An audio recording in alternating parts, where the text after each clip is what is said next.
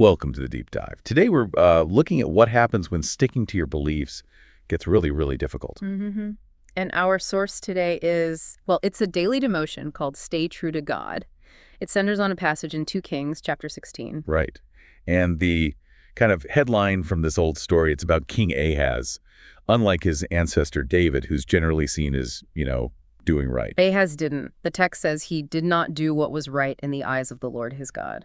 And that ancient text kicks off with a question that honestly feels very current. Yeah, it asks, where do you turn when you face trouble? It immediately gets at that human tendency to scramble for the quickest fix, right? Totally.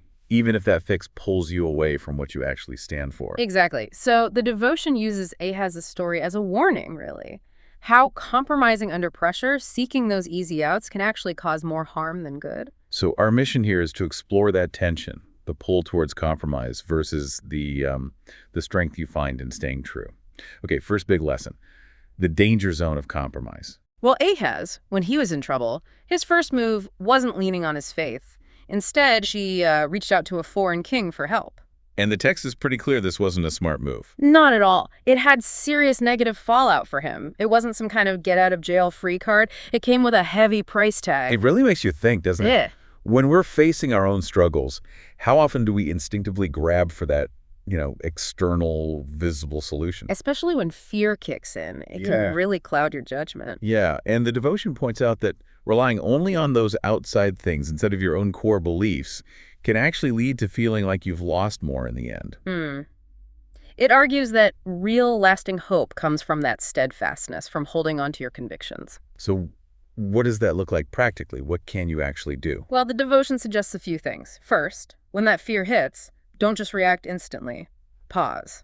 Like, take a breath, reflect, pray, as the devotion suggests. Exactly. That pause gives you space to reconnect with your foundational principles, your faith, your core values, whatever they are, instead of just grabbing the nearest lifeline. And it's not just an internal thing, right? The devotion also talks about community. Yeah, surrounding yourself with people who actually get it, who reinforce those core beliefs, that kind of support is huge. Because that external help, it might be temporary, but the strengths from your own convictions, that's built to last. Okay, so that's compromise. But then there's this other layer. Yeah. True adherence. Right. So Ahaz didn't stop at just asking for help. He saw a pagan altar somewhere else in Damascus and thought, I need one of those. Basically, yeah.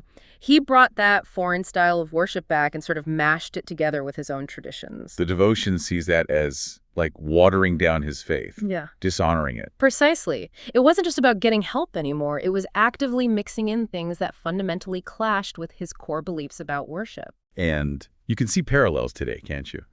The constant pressure to adopt new ideas, maybe blend worldly thinking with your principles just to seem, relevant. Oh, absolutely. It raises big questions about, the integrity of what you believe. The devotion says true adherence isn't just lip service. It needs real focus, real commitment to the basics. So how do you keep that focus? How do you avoid getting diluted? Well, the suggestion is to keep your eyes on those core truths. Don't get easily distracted by every new trend that comes along. Meaning like grounding yourself in your key texts or principles. Exactly. And really thinking critically about outside influences. Do they align or do they clash?